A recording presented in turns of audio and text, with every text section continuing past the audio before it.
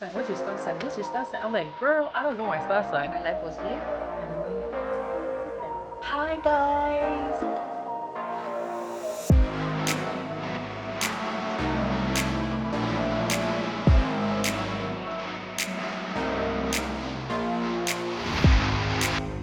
Hi guys. My name is Blossom, preferred as Davina. Welcome back to my channel. Anyways, if you're new here, welcome. If you're the OG, welcome. In this video, we're going to be talking about struggles I faced when I came into Christ and how I dealt with it. I've always been a Christian, born and brought up in a Christian family.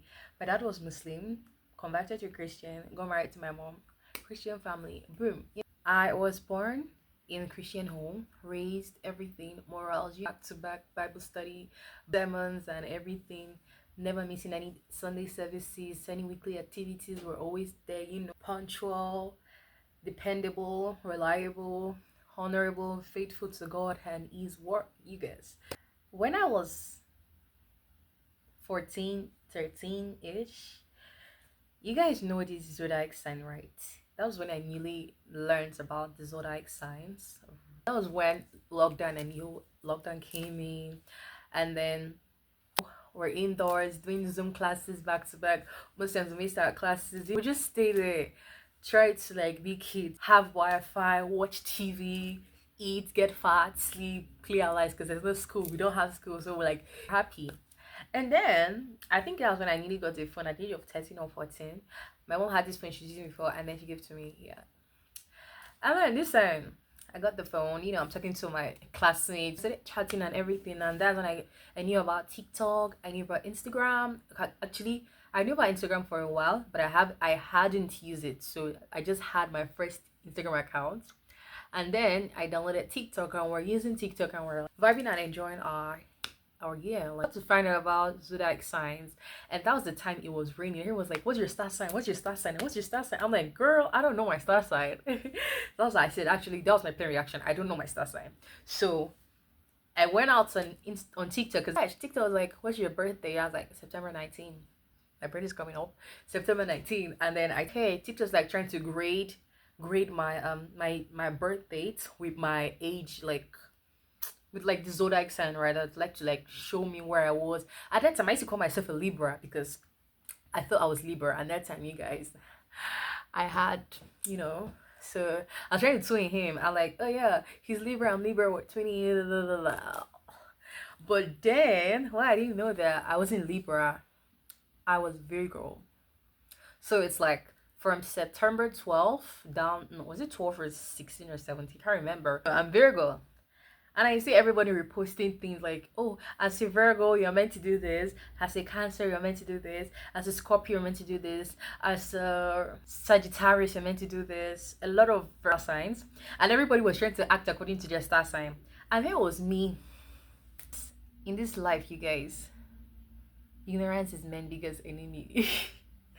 So at that time, I didn't know, oh, as a Virgo, you're meant to do this. As a Virgo, you're meant to do that.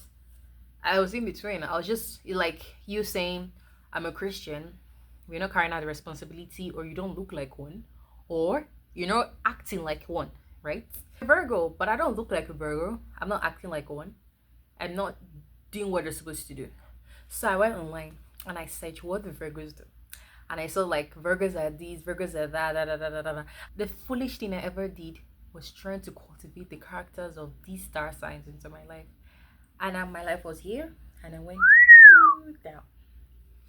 And that was how the whole issue started. So now I'm in between being a Christian and trying to act according to my star signs. So I was just in between. No definition, no destination. Just in between, meaningless at that time. What I used to do then was that I started listening to this song, into my star sign, listening to Billie Eilish rather, I'm so sorry, Billie Eilish, Aligati. I listened to all this music that's going to like comfort what I was looking for, accept what I was looking for actually. The musics are not bad. good artists, good people. I was like setting myself in things that's going to make me comfortable and settle down in this image, in this identity that I'm not, that is something new and I'm trying to convert. And I didn't tell nobody. I told myself, this is actually my first time speaking about it. And I'm just there, I'm a Christian. But this is what just raining. This is what my mates are doing. We're acting according to our star signs. And you're seeing in everybody's bio or about, oh, bigger, Cancer, Scorpio. So you guys, I started falling into the identity of being a Virgo. And from there, I lost control of everything that I do. So I became a sadist. I became timid. I became shy. I became less of myself. No identity, no destination, no focus in between. And it's really affected my school life. It affected my life as a person because I was just struggling, and that became my identity as the boring, shy, timid, less of herself, no destination, no identity. I'm just there, struggling, drowning in an identity that isn't mine. But because I want to get it, I want to feel it, I want to experience it, I'm struggling because I lost control over the experience and it took over me.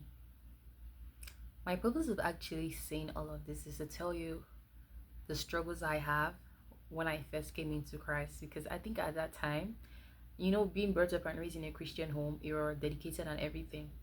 But then start seeing all of these things, that was when the real journey started as a Christian, because I'm now more mature. I can see, I can hear, I can do things, right? I can make decisions, good or bad. And then I'm struggling with this thing that is so new to me. Along the line, I think that was like in 2021, now 2022, I was just scrolling on TikTok one day when I found this account. It's called Abba's Beloved, and now she's my friend today. I am so happy and I'm grateful to God. I don't know what even got my attention to it. I just scrolled in, started viewing all her videos on her profile. I'm like, oh my god, this girl's so pretty, overall watching her videos. And I sent her a message because I saw when there's an opportunity for people that want to have a better relationship with Christ. And I sent her a message and I'm like, is there like a WhatsApp group or Telegram group or something that I could join? And then she said, oh yeah, there is one. You could actually join. I'm like, yeah, I'm happy. You guys, guess what? She added me to that group. Baby girl wasn't consistent for over a year. I wasn't consistent in the group for over a year. That's to tell you how bad it was. I think the group started in 2021, 2022. I didn't participate. I have over 10,000. I'm not even exaggerating. I wish I had made the screenshot about that chat at that time if I knew I was going to use it now. A lot of good things were going on there. And then one fateful day, I decided to open the chat and I saw a lot of messages. And I was like, what? I missed a lot. You guys, I'm not even talking about when I missed a lot. I'm not saying that, okay, because of the sermons, because of the Bible studies or no. No. I missed a lot by the connections of people that would have helped me. I missed a lot by the things that the people were saying, because it was not just Bible talks now. This is not like a family. We were a family, over 200 and something people there. But then made connections with 5 meaningful people from that group. And I'm so grateful to God till today. And I'm still in contact with them. Even though I may not talk to them often and daily. But these are people that have special places in my heart. And then the group I started participating in. And then I think I reached out to God and everything was going on fine. And guess what? People started unveiling their gifts and fruits. There's some people that will say the sermon spirit, when something is bad spirit and good spirit. One of them actually said that they can sense like demons when demons are in everything. You guys, silly me, baby Christian, just came in because I think at the time I rededicated my life to Christ, and then I was just there. I went to go and do Obasabi. I went to go and do something that is not even my capacity or not even my league at the moment. I went to say, oh, me too. You guys, that night, I was tortured. I dealt with fear for over 2 months. I couldn't sleep in my room alone. I couldn't do nothing. Like, I dealt with fear. Not fear for people around you. Like this spiritual fear. I don't even know what kind of, for me to deal with that kind of thing, that means I had meditated on it. Like, it has sticked in my head. I was like, it was bad. And so That was how I got my deliverance after 2 months. One of my spiritual fathers, Bishop David Oyepo, and then he prayed. There is someone battling with fear. Is that dating now? Who goes that man? Who goes that man? You wanna dare me? You're playing with fire, baby. Anyways, so that was how I overcame fear. Thing is, when people say that you speak into the life of people, things come to pass, and then you prophesy, things are coming. Me, you're not gonna blame me though. I think that's a good sign at the right time, because I was trying to move from level 1 to level 5 to be at their level when it's not even the right time to do so. I was trying to be at their level when I'm in level 1, and these are people that know more than me, people that are experienced in the faith, people that are doing really well, and God is guiding them and working with them on their journey. And I'm just here. I want to be like on their level. How's that? They always talk about how they do things and how they go for evangelism. Me on my own, I may not react to what they are saying, but it's entering my head. I started comparing myself with them, not in a bad way. Like, oh, if this person can do this, I can do it. I remember one day, I tried doing something along the line with what I did said, and guess what? It did not happen. It did not happen. I felt like a fool. I started talking to my friends, Beloved and Favor and Billy. I opened up to Beloved, and I think told Favor some things, and Favor helped me, and Beloved helped me. And then how I grew together, I had better understanding, and now I'm a better person through their help. So you guys, avoid comparison. Avoid comparing yourself, and don't get too agitated that you let another person's experience. You want to be in that experience. You want to make sure that you have that same experience. Don't have that feeling. It's not nice. You're going to limit yourself. You're just going to bring on more problem on yourself. You're going to pull yourself down. You're going to make yourself stagnated. You're going to deal with a lot of things, and trust me, that is not what you want to do at this time. So if you are a believer or a baby Christian, someone you just give your life to Christ, and you're trying to have a walk with God, avoid comparison. Avoid developing fruits by yourself, because you can't do it on your own. Avoid developing gifts by yourself, saying, oh, you want to speak in tongues, you want to do this, and probably God is telling you, seek me first so you can discover these things through me. And God is telling you, seek me first so I can let you know the gifts and talents you have, because they will probably be hidden. Holy Spirit is just that key that you need to open that chest in your life. And you're struggling, you're saying, oh, I want to do this, I want to do that. God is just looking like he's just looking at you, telling you, okay, go on, let's see where this is going to end. Go on, let's see where it's going to end. So that is my story on how I came into Christ and how I became a believer, and now I'm a disciple. Those are the battles that I faced when I newly came into Christ. Not my parents, but me, as a decision saying, oh yes. I believe that everyone's story is different. Everyone encounter is different. You might be in a Christian home, doesn't mean you're a Christian. You listen to gospel song, doesn't mean you're a Christian. You do things of God, doesn't mean you are those things. As long as you've accepted God, that is what makes you a Christian. That is what makes you a believer.